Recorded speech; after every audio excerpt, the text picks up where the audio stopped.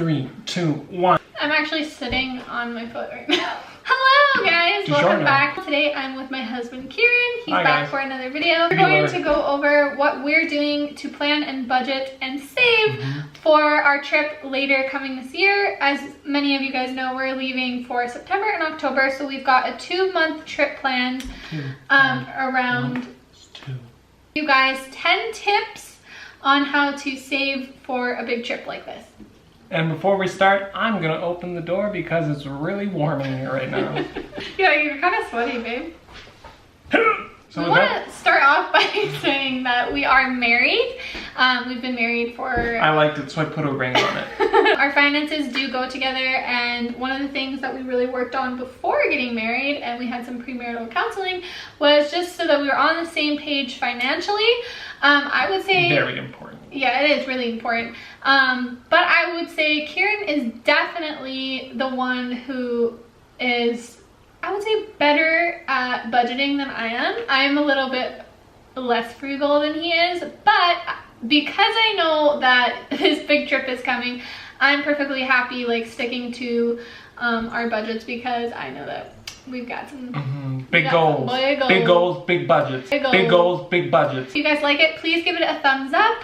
Like, share, subscribe. Yeah, don't forget to subscribe if you haven't before, and hit that bell button so that you're always notified when I post a new video. We are not financial advisors in any capacity. This is at your user discretion, viewer discretion. This is just to protect. I've seen people do this in other videos. I thought maybe we should do it in this one. Let's get started. Number 1.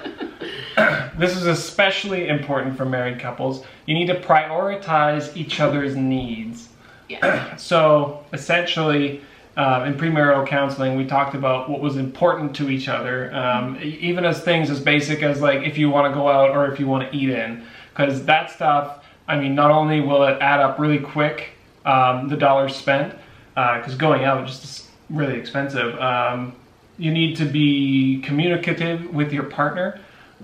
So that you don't, end up spending like half your budget going out on date nights, or you don't spend half your budget. I like to try craft beers, but craft beers are expensive, and I'm not going to spend half of our monthly budget on craft beers. That's just ludicrous. Ludicrous. Yeah, and I used to be the type of person, you guys know, I used to go buy a lot of outfits and makeup and stuff all the time, and when Kieran started showing me the things that were possible and what we could save for by cutting back on a lot of those things that I bought and didn't even use, it was really interesting to me, and I really like that we're able to, like, a lot of people aren't able to save up for a big trip like this, but we really cut back on a lot of everyday spending type things. So yeah, being communicative is really important. And I do want to mention, when we say we went through premarital counseling, a lot of people will be like, oh, you guys had premarital counseling, what were your issues that you're going through?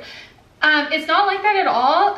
Maybe it is for some people, but for premarital counseling, it's just for us, it's what you do before you get married so that you make sure that you're on the same page with big things like finances, because isn't it like the #1 cause of...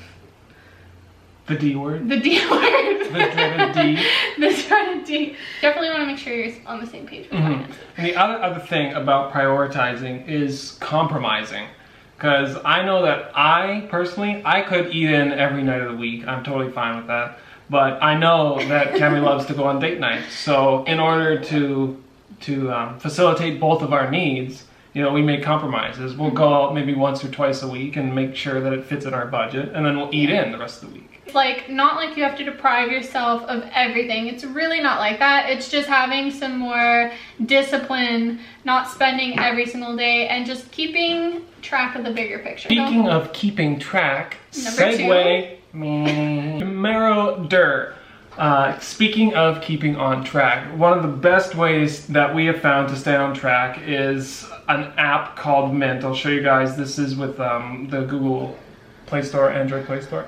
By the way, we aren't sponsored, but that'd be really cool if we were. Yeah, well, Intuit's like huge. They do.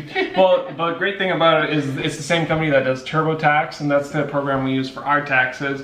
And it just gives you a spreadsheet, pie chart in this one, and then they also have the computer version where it shows all of your spending, all of your income, the combined cash flow, and it's just like integral to keeping on top of your budget. I like to see the charts and what's actually, be able to log in and see like what's actually happening there. So I feel like it's helped me a lot when we can go, okay, it's the 15th, what more do we have to spend in this category and all this stuff, and it's just like we don't have to go through receipts at the end of the month every single time. It's a lot easier because it's just linked to your credit cards. Yeah, we have our credit card linked. This is another thing, is that if you're using cash or basically if you're using cash or other like physical means of spending, you have to input all that into the app. Really cool because you can see exactly what's coming out, like if you have student loans, which we do, and then you can have your grocery budget, and even if you could put coffee shops, so then it's totally customizable, your budget. Yeah, it's really, really awesome. Yeah, it's been helpful for us. Yeah. Okay, number 3. This one was important to me because I hate getting dinged with silly bank fees. I hate it.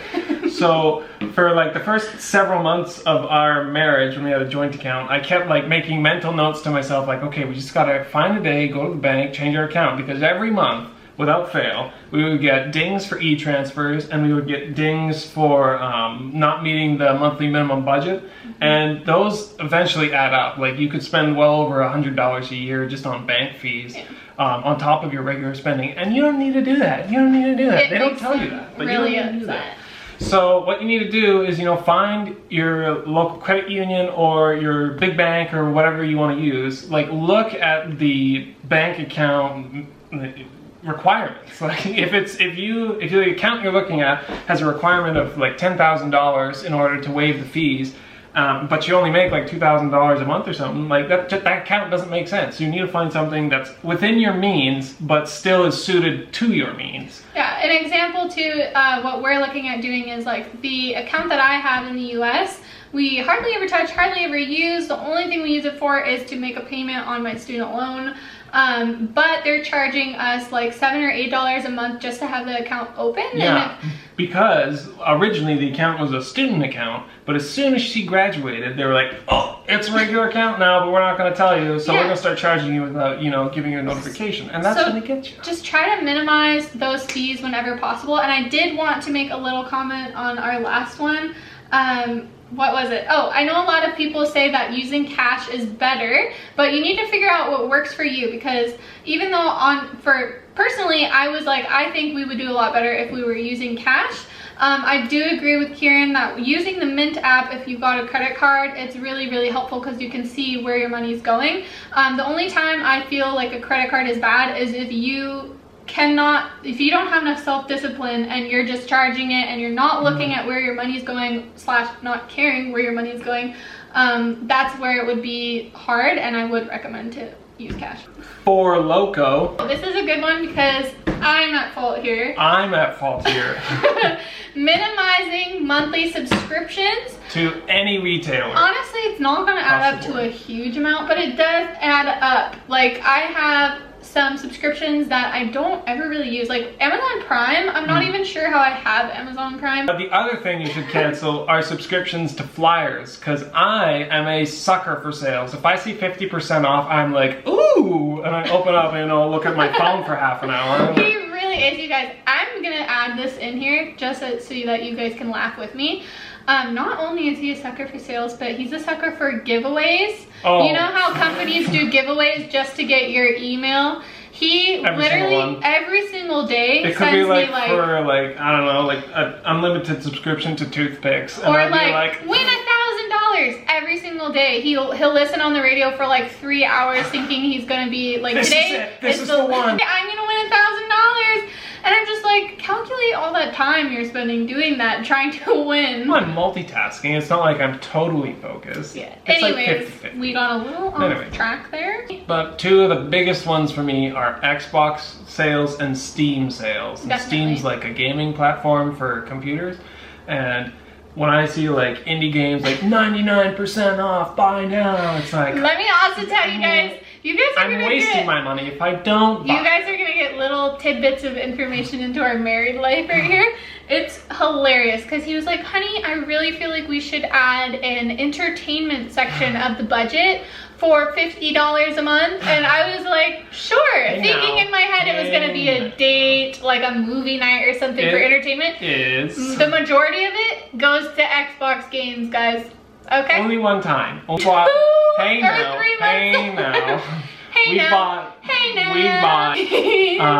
We bought the Disney movies galore. We have. Yeah, so okay. none of that. Number 5, I actually made a video on this last year or maybe even the year before. It was in a Food and Fitness Friday video, I believe.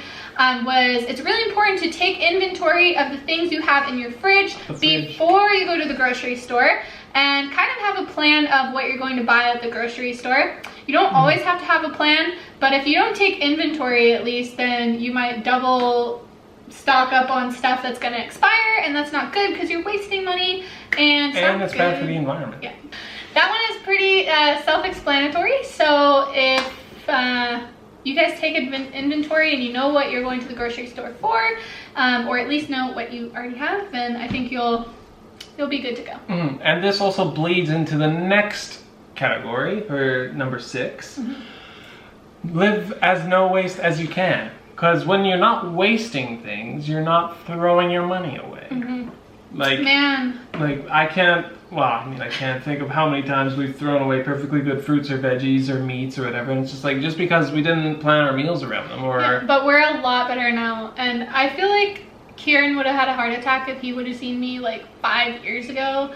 I was so wasteful, like, wow, it's just incredible. Oh, you can talk about this because you're very passionate about it.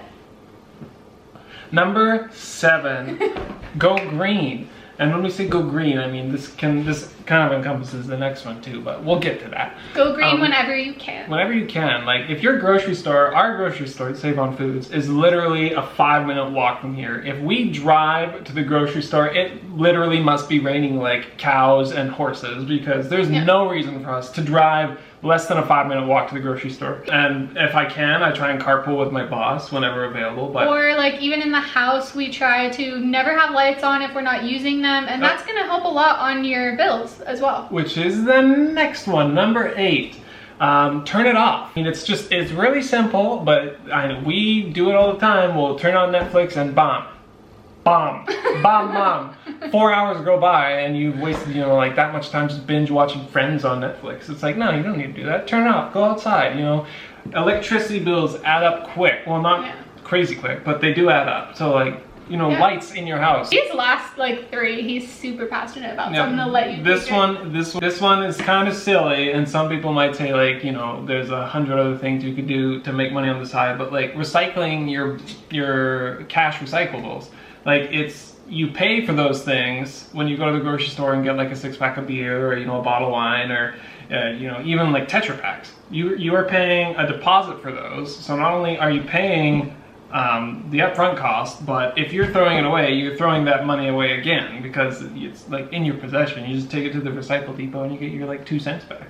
But the trick is to make sure they're always clean, and then just to like stock them up for a little while, because then you get a big load. You're at the recycling depot for an hour, and then you get like 20-30 bucks. Or not even an hour. And this last one I'm going to close out with, because it's something that I really believe to be true, but see the value, try to see the value in what you're doing, and just remember your long-term goals. So a lot of times, like some weekends, I'm like a little bit bummed out because I see people, going on movie dates all the time, and I know people probably laugh at that, but honestly, like going to the movies, when you consider your snacks and your tickets and the drive time, if you live somewhere like us, you've got to drive like at least 40 minutes to get to the nearest movie theater.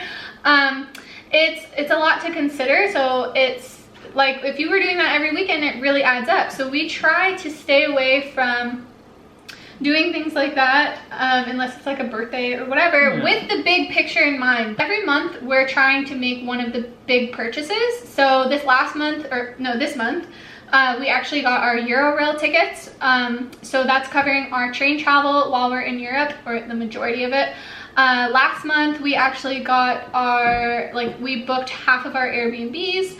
So next month we'll probably do the next half of our Airbnbs, and because we're doing it that way, it doesn't seem like such a big chunk all at once. But we do want to have a little stockpile so that we can support ourselves over the 2 months while we're gone as well. If you are way out of your budget at the end of the month or at the start of the next month, however you're planning on doing it, don't beat yourself up. I mean, we've done it several times, if not almost every time.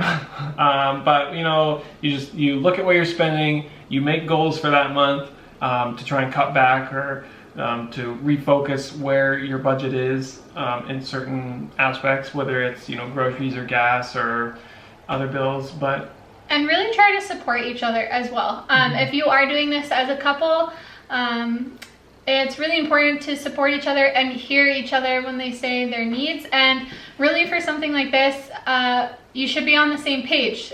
You both should be willing to sacrifice certain things in order to achieve the bigger picture. And that's just the beauty of doing it as a couple, is you have to be able to be on the same page. You're not going to be on the same page for every little detail, but really let each other be heard. That's really important, is to communicate. And to be accountability buddies. Yeah, accountability buddies for sure. Yeah. For sure. Thank you guys so much for watching this video. Please let us know if you have any questions in the comments below. Like this video if you liked it, and don't forget to subscribe and hit that bell button so that you never miss a video from me. We will see you guys very soon. See you, subs.